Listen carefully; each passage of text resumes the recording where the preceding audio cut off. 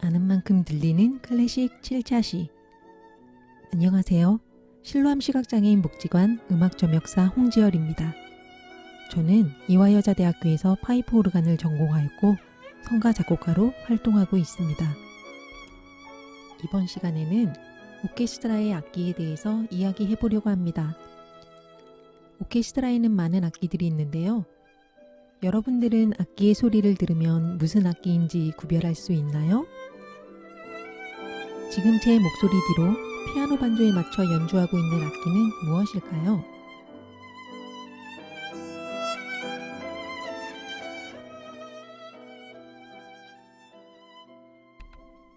네, 엘가의 사랑의 인사를 연주하는 바이올린 소리였습니다.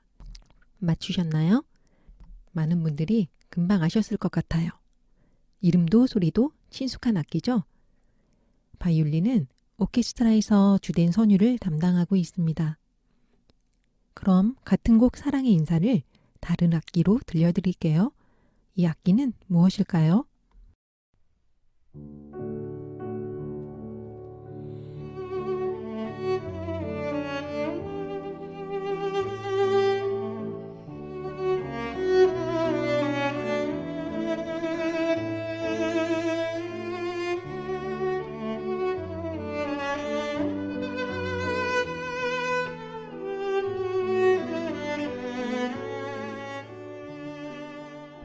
사람의 목소리와 가장 닮았다는 말을 듣는 첼로입니다. 바이올린은 한쪽 어깨에 올려놓고 연주하는 작은 악기라면 첼로는 바이올린과 생김새는 흡사하지만 양다리 사이에 악기를 세로로 둔 채로 앉아서 연주해야 하는 큰 악기입니다. 몸통이 큰 만큼 크고 낮은 소리가 납니다. 요한 세바스찬 바흐가 작곡한 6개의 무반주 첼로 모음곡은 역사상 독주악기를 위해 쓰인 최고의 작품 중 하나라는 평가를 받습니다. 이 유명한 곡은 놀랍게도 20세기의 첼로의 거장 파블로 카잘스가 13살 때 바르셀로나의 헌책방에서 먼지에 묻힌 채 200년 동안 잠자던 이 악보를 발견했고 10년 넘게 혼자 연습한 끝에 세상에 전하기 전까지는 잊혀진 것과 다름없었다고 합니다. 1번 G장조 중 프렐류드 감상하시겠습니다.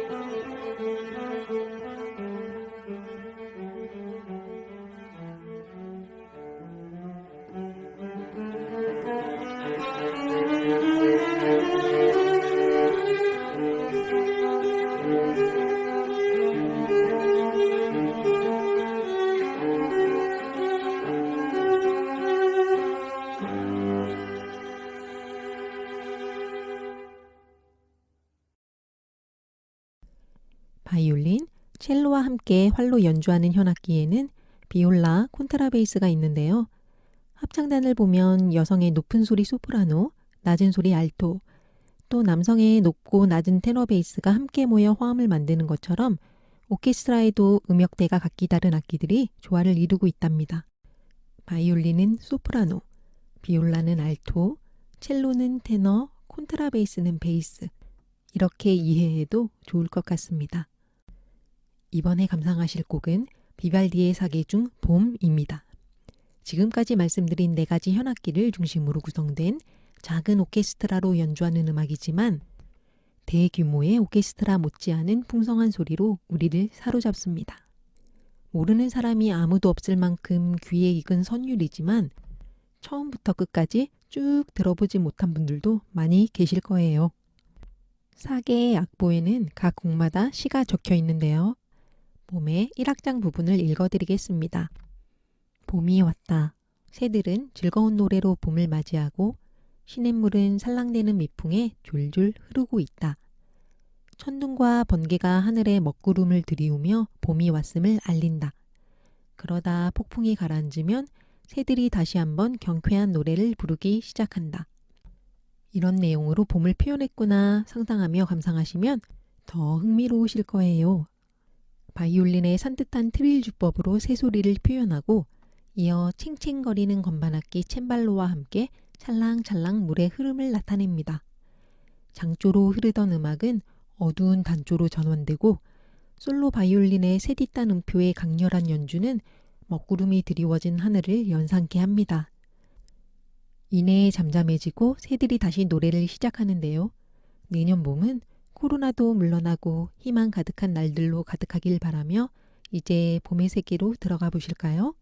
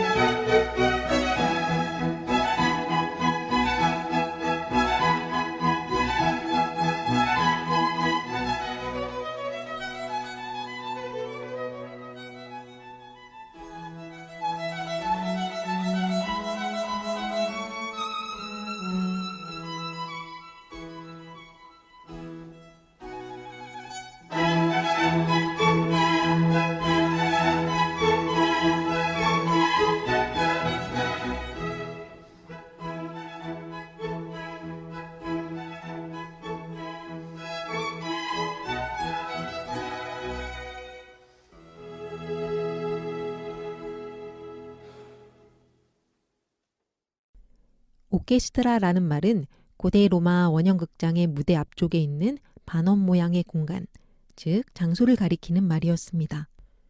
17세기 초에 음악과 연극이 합쳐진 오페라가 생겨났는데요.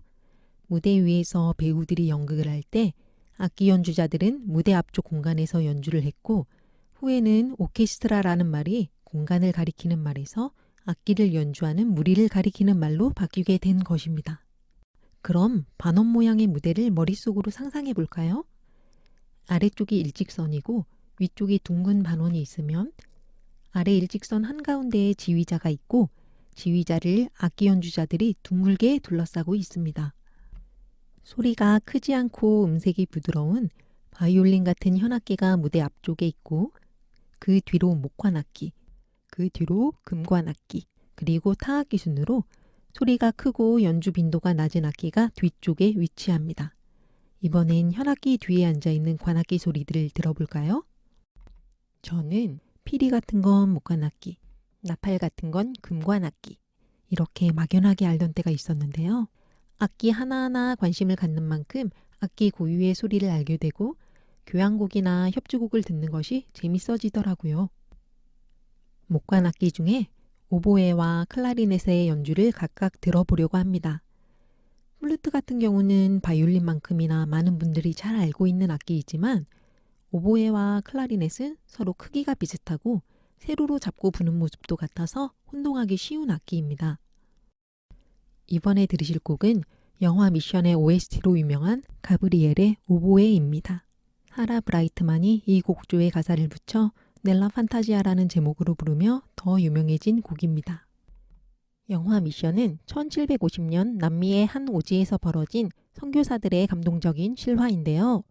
한 선교사가 이미 죽임을 당했던 밀림 속 원주민 마을로 들어간 주인공 가브리엘 신부가 숲속에서 나는 낌새를 알아채고는 바위에 걸터 앉아 오보에를 꺼내 연주합니다.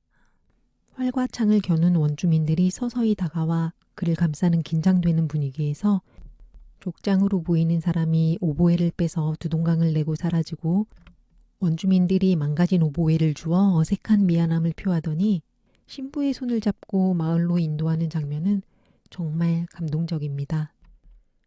엔니오 모리코네가 작곡한 가브리엘의 오보에 들어보겠습니다.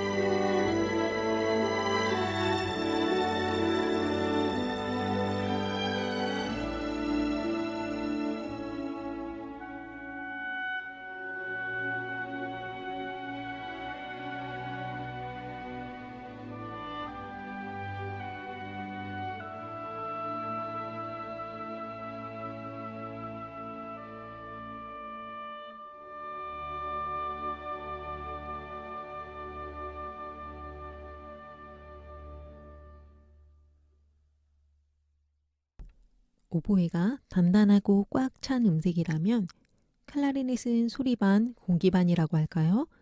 바람 소리가 섞인 음색입니다. 이번에 들으실 클라리넷 연주곡은 슈만이 피아노 곡으로 작곡한 트로이 메라이입니다. 어릴 때 피아노 학원에서 치던 소곡집에 이 곡이 실려 있었는데요. 그때만 해도 뭐 이렇게 재미없고 지루한 곡이 여기에 껴있지? 자장가로 딱이네 했었습니다. 그런데 지금은 그 책에 실린 어떤 다른 곡보다 이 곡이 매력적으로 다가오네요. 나이 들어가면서 입맛도 바뀌듯 음악 듣는 귀맛도 달라지나 봅니다. 클라리넷이 연주하는 트로이 메라이 들어보실까요?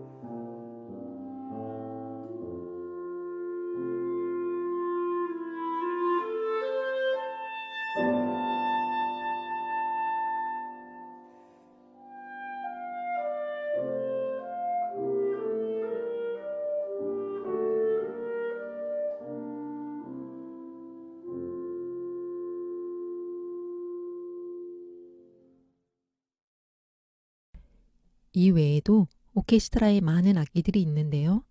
하나하나 다 들려드리지 못해 아쉽고요. 유튜브에서 감상할 곡을 고르실 때 악기 이름으로 검색해서 선택해 보시는 것도 좋을 것 같습니다. 1997년에 개봉되었던 영화 샤인을 아시나요? 비운의 천재 피아니스트 데이빗 헬프갓의 실화를 담은 영화인데요. 저는 고등학생 시절 영화관에서 이 영화를 보고 감동을 받고 영화에서 주인공이 연주했던 라흐마니노프 피아노 협주곡 3번을 들으려고 음반을 구입했었습니다. 그런데 듣다 보니 피아노 협주곡 3번이 아닌 2번이 너무 좋은 거예요. 2번 곡만 듣고 또 듣고 했던 기억이 납니다. 2015년 KBS 클래식 FM에서 조사한 한국인이 가장 사랑하는 클래식 전체 순위에서도 이 피아노 협주곡 2번이 1등을 차지했더라고요. 마지막으로 감상할 곡은 라흐마니노프 피아노 협주곡 2번입니다. 이 곡은 라흐마니노프의 삶이 반영되어 있는데요. 1악장은 절망의 깊은 곳에서부터 서서히 떠오르는 것처럼 시작되어 한 걸음 한 걸음 힘겹게 앞으로 나아가며 점차 열정적으로 바뀝니다. 느리고 서정적인 2악장은 애절하지만 감미로운 선율이 절망과 희망이 유차되는 듯이 연주됩니다. 3악장은 고난을 극복하고 승리를 쟁취한 듯한 춤곡이자 행진곡입니다. 3개의 악장 어느 하나 빼놓기 아까워서 어떤 악장을 들려드릴까 고민했는데요. 지금은 1악장을 들려드릴게요. 나중에 시간 되실 때 2악장과 3악장도 꼭 찾아서 들어보시길 바랍니다. 그럼 저는 여기서 인사드릴게요. 다음 8자시에 만나 뵙겠습니다.